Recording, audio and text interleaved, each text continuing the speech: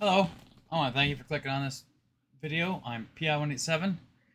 Today I'm going to be checking out Paris Explained. I'm not sure 100% what this is all going to be about. Maybe it's going to explain the history of Paris. I'm kind of hoping that's what it does. Um, it's a place that everybody wants to go, and they say they want to go, visit places. Paris is always on the top of that list. So figure this will probably be pretty decent to check out. I've been doing some places over in France, so figured I might as well check out the main place, which is Paris. So let's put my headset on and let's get into this.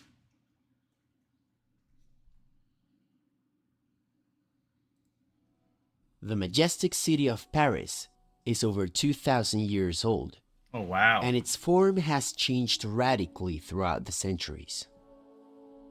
Before the Romans conquered her, the city was limited to a small settlement in this 52 small island in the BC. middle of the river Wow, Seine, later named Ile de la Cité. that's pretty cool that you even know what it looked like back then. Like, Before the that's amazing that you have pictures of what it looked like all the way back then, and I'm sure this isn't 100% accurate, but it's probably pretty accurate. That's pretty awesome. Look how small it was back then. I guess that's a river.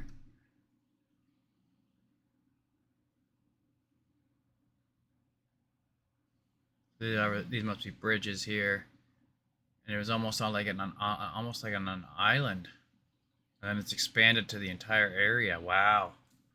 Yeah, that's cool. Romans conquered her, the city was limited to a small settlement in this small island in the middle of the river Seine, 52 BC. later named Ile de la Cité, the island of the city.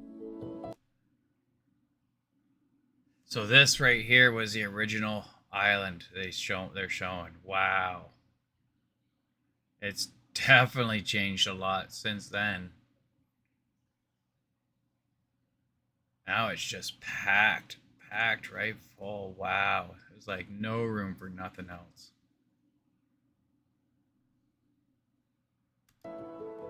Anyhow, let's get on Once with the this. settlement was conquered by the Romans, they established a new city and called it Lutetia Parisiorum, which is Latin for the swamp of the Parisi, Oh, so this is where the word Paris obviously comes from. the Gallic tribe that inhabited the island. Lutetia Parisiorum was essentially a two-part settlement.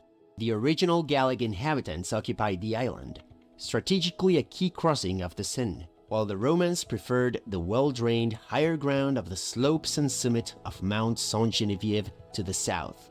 The Cardo Maximus, the main street which runs through Roman cities from north to south, was present-day Rue Saint-Jacques, which continued across the twin bridges of the arms of the Seine. Little is known of the detailed layout of Lutetia, as it was not a very important city back then, so it's not easy to find Roman remains in Paris, but you can still find some remnants of the amphitheater, now serving as the foundations of modern buildings. Today, French children play football where gladiators used to fight. Wow. Nothing's left of the Forum, but you can still see the remnants of the Roman baths. The best preserved Roman building in Paris is the Frigidarium, or cold room of the baths, now part of the medieval Abbey of Cluny. On the island, the space occupied today by the Cathedral of Notre Dame was the site of the Temple of Jupiter, which already established a religious focal point for the Romans.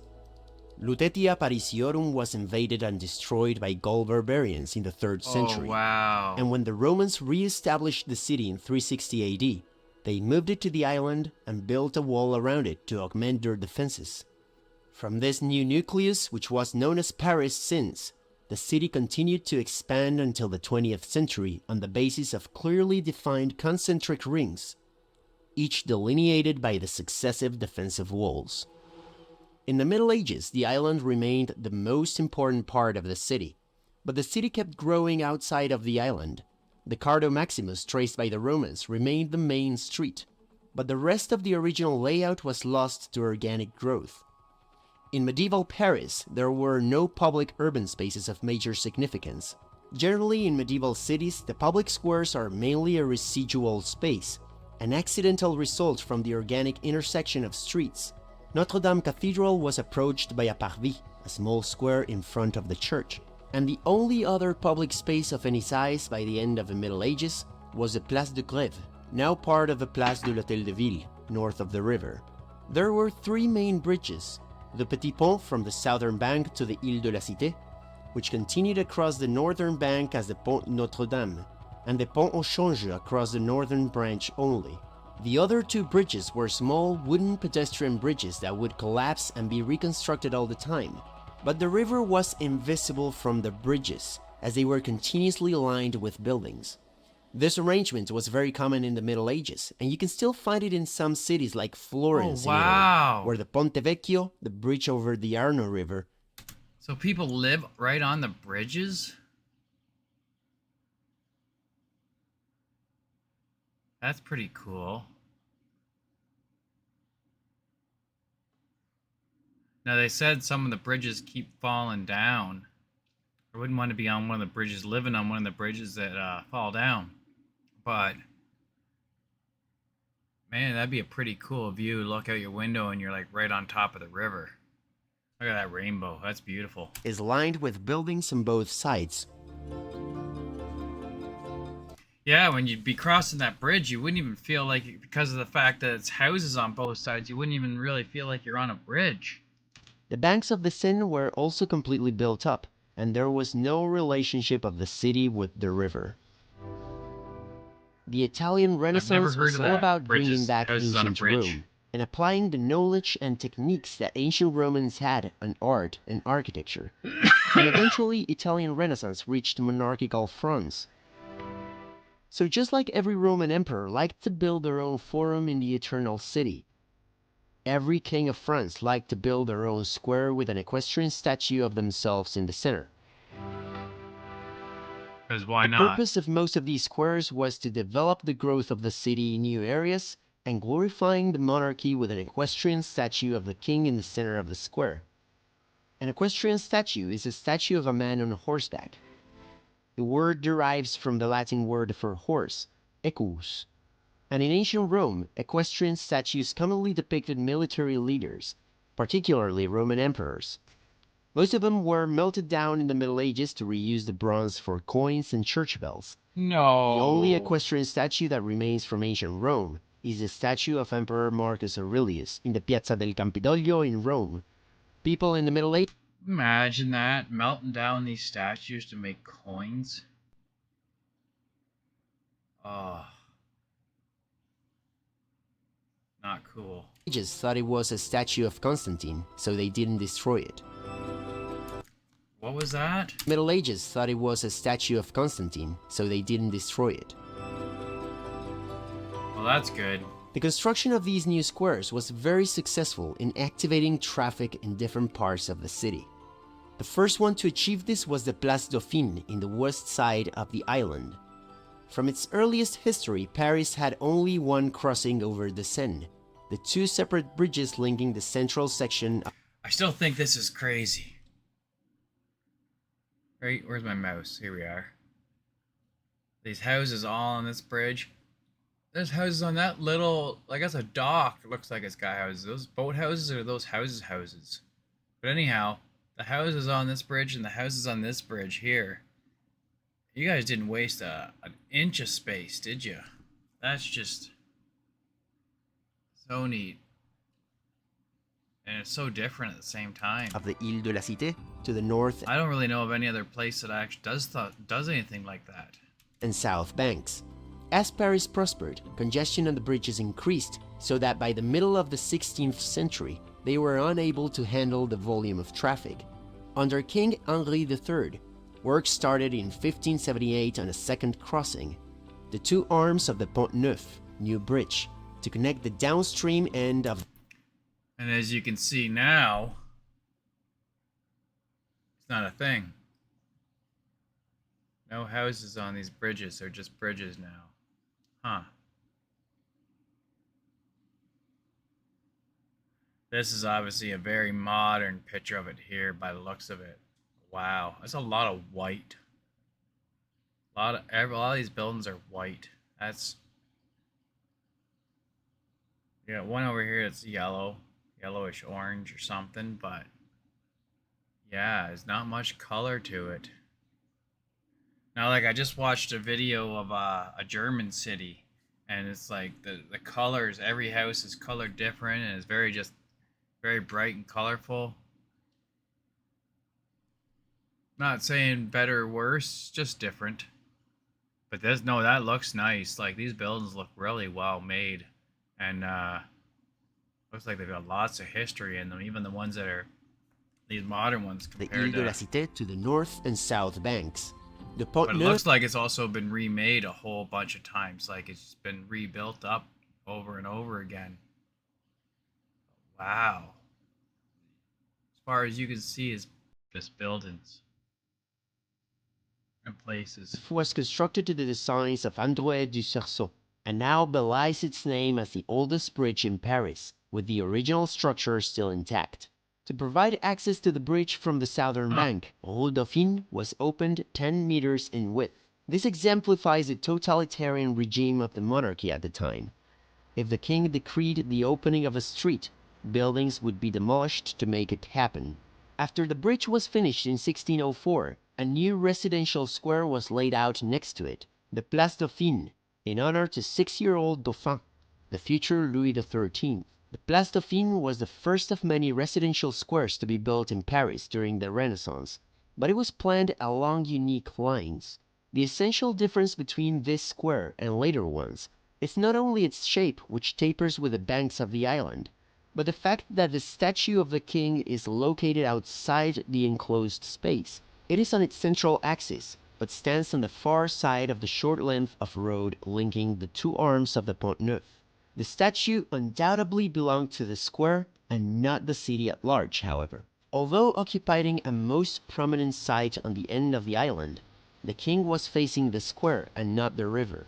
You can see in old engravings that right from the beginning, this area of the island was planned to have a comprehensive view of the river, rather than following the medieval practice of positioning the buildings along the island's edge. Space was deliberately left at the edges to accommodate streets.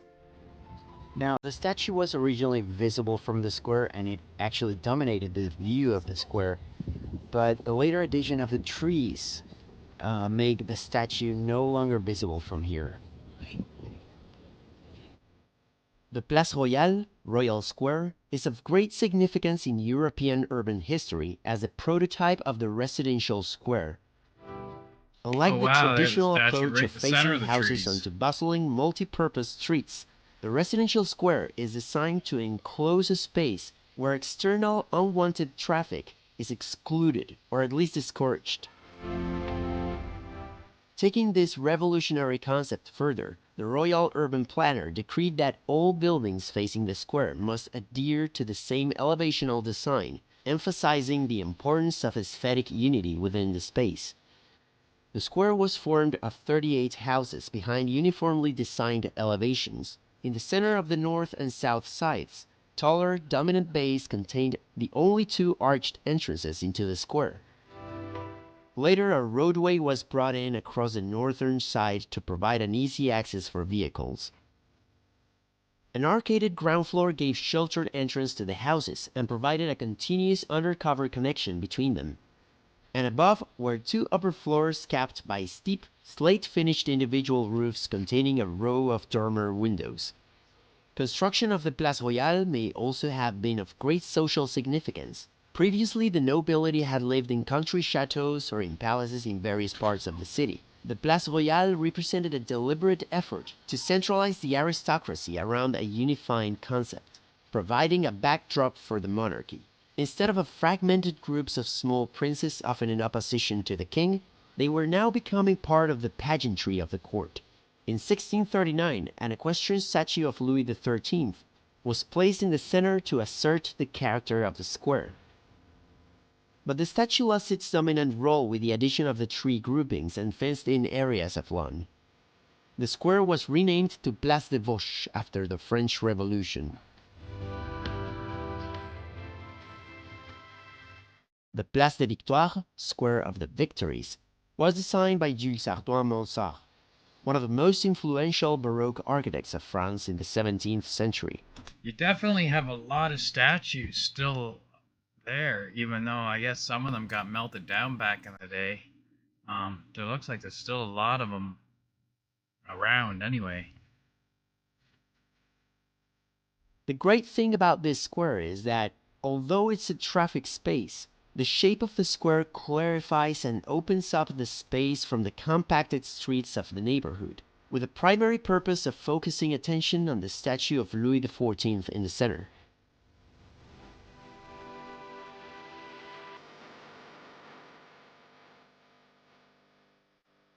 The famous Place Vendôme, designed also by the same architect, was originally known as the Place Louis XIV, and originally boasted a huge equestrian statue of the king dressed as a Roman emperor placed in 1699. The square was finished in 1720, and its plan constituted a rectangle with its corners cut off, thus creating an octagonal effect. The enclosed buildings are of 3 stories with an additional row of dormer windows in the uniform roofs. The total height was specifically limited so as to be lower than the 16-meter-high statue. Wow. In the center of its shorter sides, 2 relatively narrow streets lead from the square. Originally, these outlets were only for minor traffic access, and each terminated in buildings short distances from the square. Later, however, they were both extended through the main city network and connected the square with the Paris Opera to the north and to the Tuileries Garden to the south. The centers of the 2 long sides of the square are emphasized by projecting pediments and columns, and similar treatment is given to the 4 corners. The equestrian statue, perfectly scaled to suit the proportions of the square, was destroyed during the Revolution. Its replacement, the 44-meter-high Colonne d'Austerlitz, erected in 1810 by Napoleon, is obtrusive and out of scale. This column, though, was modeled after Trajan's column in Rome, located in the Forum of Trajan. Wow. Trajan's column contains marble reliefs that depict the wars against the Dacians. Napoleon's column depicts the war against the Austrians in Austerlitz. The bronze used for the column was obtained from enemy cannons. I was gonna say, because of the fact it's green, I was gonna say, is it made of bronze? Because it's all turned green, where that other one was obviously made out of marble or something. By the looks of it, But yeah, that looks pretty cool. Taken as spoils of war. So you can see that French monarchs are really trying to exalt themselves by finding connections between them and Roman emperors. And this doesn't only happen in France, but it happens with all European monarchies from the modern ages. The architecture of the Renaissance was characterized by its pure forms and symmetry. That's why the morphology of these plazas were pure forms like a circle, a triangle, or a square. I did notice that a lot of things are very symmetrical and shaped here.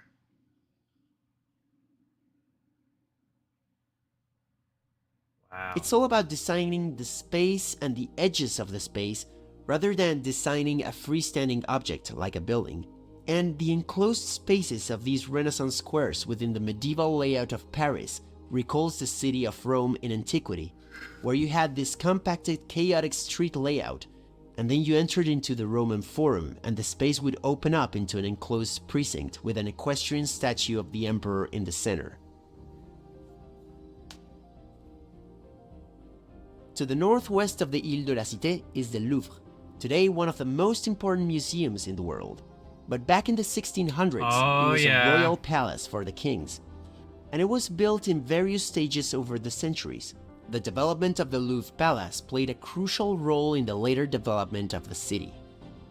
Caterina de' Medici, widow of King Henri II, tired of living in the cramped, enclosed courtyards of the Louvre, commissioned architect Philibert Delorme in 1563 to build a new palace outside the walls with a spacious Italian-style garden extending to the west. This was the Tuileries Palace, unfinished when Caterina died in 1568, and completed by Henri IV, who also linked the new palace to the Louvre. In the 19th century, under Napoleon Bonaparte, the Northern Gallery was started along the south side of the Rue de Rivoli. thus creating an immense courtyard. This northern side was completed under Napoleon III in 1857, but in 1871 the revolutionary communards fired the Tuileries Palace, leaving it a smoldering ruin. The Louvre itself was fortunate to escape.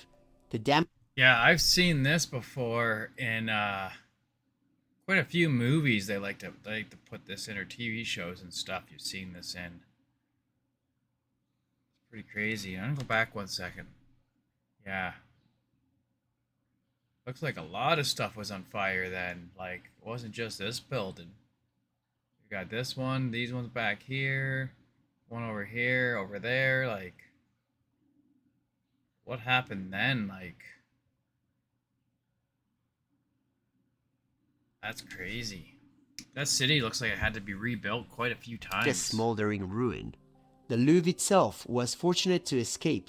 The damaged western ends of its north and south wings were restored, giving the present-day open-ended courtyard form. The Tuileries Gardens were the cause of great later developments to the west. In 1616, the Cour la Reine, the Queen's Promenade, was created along the bank of the Seine. And in 1667, André Le Nôtre, the royal gardener of the king who designed the gardens of Versailles, laid out the Avenue des Champs-Élysées with its dramatic perspective to the Place de l'Étoile, the Square of the Star, and the continuation down the far side to the Bridge of Neuilly and beyond, passing next to the Bois de Boulogne, a great forest outside the city that was later turned into a public park by Napoleon III. The aim was to transform the whole nature of the Tuileries garden design from static to dynamic, with the thrust of the axis generated within the garden extended outward by the avenue, today regarded as the most beautiful avenue in the world. The name Champs-Élysées is French for Elysian Fields, the place for dead heroes in Greek mythology. In 1660, the walls in the north of Paris, running from the Bastille to the present site of La Madeleine, were demolished, and in their place they made wide tree-lined streets with two triumphal arches marking the old entrances to the city. These tree-lined streets became known as boulevards, a term which originally meant palisade, a medieval form of defense used before the employment of real walls. But after these streets were made, the term boulevard was kept, and today the word means simply a broad tree-lined avenue. Yeah, they have boulevards pretty much everywhere. In 1775, I never really knew what the meaning meant, but now I do. The vast space between the Tuileries Garden and the Avenue des Champs-Élysées was transformed into a new square named Place Louis XV, with a statue of him in the center. In contrast with the earlier Renaissance squares that we saw, this square was planned as an open space, not contained by the architecture as in the earlier squares, but contained by nature. That city is huge. The square reinforced the axis between the Tuileries and Champs-Élysées, and created a new north-south axis between the later Church of La Madeleine and the Palais Bourbon at the other side of the river. To reinforce this axis, Jacques Gabriel, the architect of the square, built two identical buildings on either side of the axis. The statue of Louis XV was demolished during the Revolution, and his son, Louis XVI, went to the guillotine on January 21st, 1793, in the corner of his father's square, then renamed the Place de la Révolution. After the Reign of Terror, a period of the French Revolution where numerous public executions took place in this square, it was renamed Place de la Concorde. The massive obelisk in the center was brought from the Temple of Luxor in Egypt and erected in 1836. The base for the obelisk was adorned with golden carvings telling the great feat that was transporting the obelisk from Egypt and erecting it in the center of the place. That is pretty awesome. I'm obsessed with stuff from Egypt. It looks like France really likes stuff because you got that glass pyramid, you got this thing going on. I think it's really neat that you show how you moved it and did all this stuff and erected it and whatnot. That's pretty cool. The two fountains proposed in the original plan were at. I was kind of wondering too, because when I was before when they were showing this, I was like, "What is that?" I thought maybe that was like showing like the building of a bridge or something. But yeah, that's awesome. Yeah, Egypt stuff is just crazy. Who doesn't love Egypt? Like the pyramids and the Sphinx. Added in 1854 on either side of the obelisk, intersecting the axes of the square.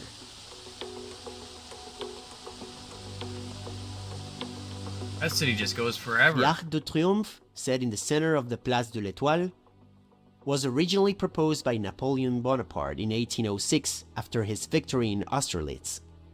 In ancient Rome, triumphal arches were built for the emperor to pass through when he had won a battle.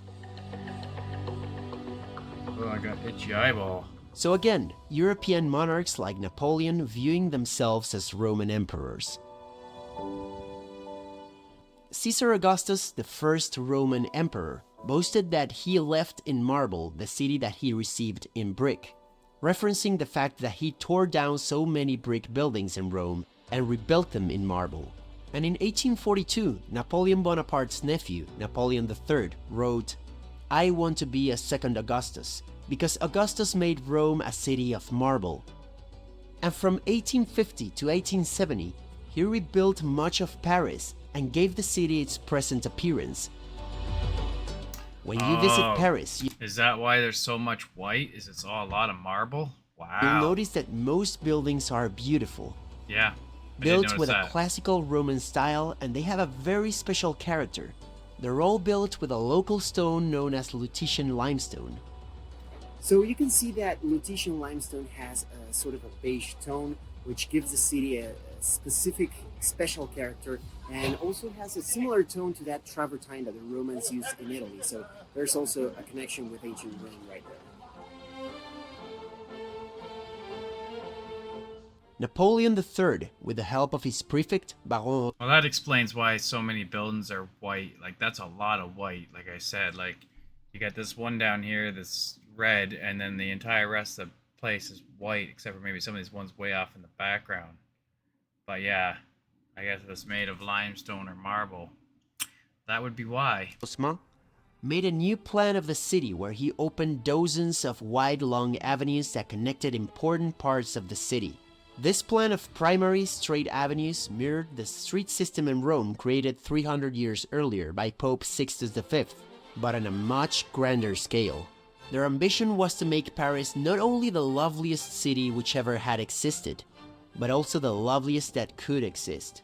This plan integrates a few more important sites: the Hôtel des Invalides, a residence for the aged and disabled soldiers whose chapel is now a shrine for some of France's leading military figures, most notably the tomb of Napoleon Bonaparte.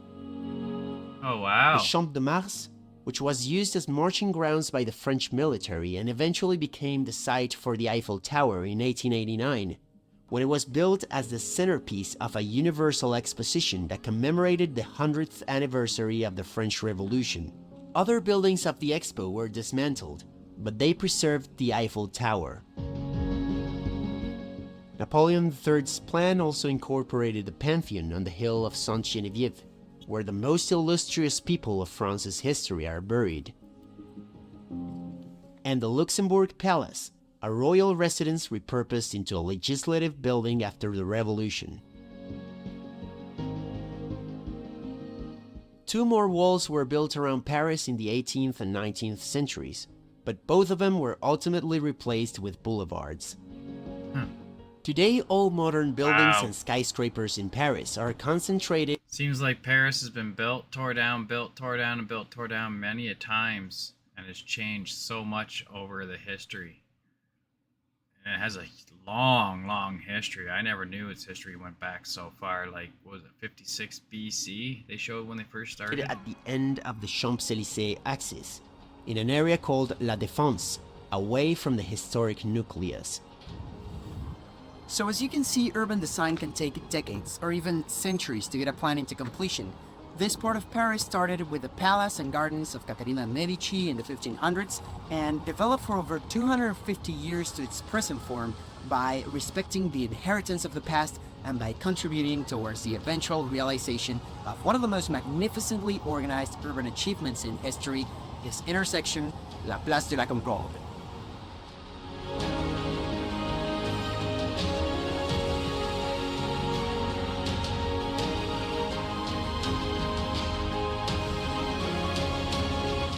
I hope you learned and enjoyed. Please like this video and subscribe to my channel. I'll see you very soon in the next episode. I will definitely leave a link down below so you can go give him a like if you want to. I've checked this out. That was an amazing church. I was very blown away by the stained glass. Very, very nice. But anyhow, yeah, I can see why so many people want to go visit Paris. And you always hear people want to go see the Eiffel Tower, or just, I guess, any part of the city, really. And then there's the food and lots of history. I never knew it was so big. And I never knew also that it had been, like, basically remade so many times over history and been destroyed and rebuilt, and that's crazy. Yeah, really good video. If you want, give him a like. I'm gonna do that right now. And anyhow, you guys have yourselves a wonderful day. All right, bye for now.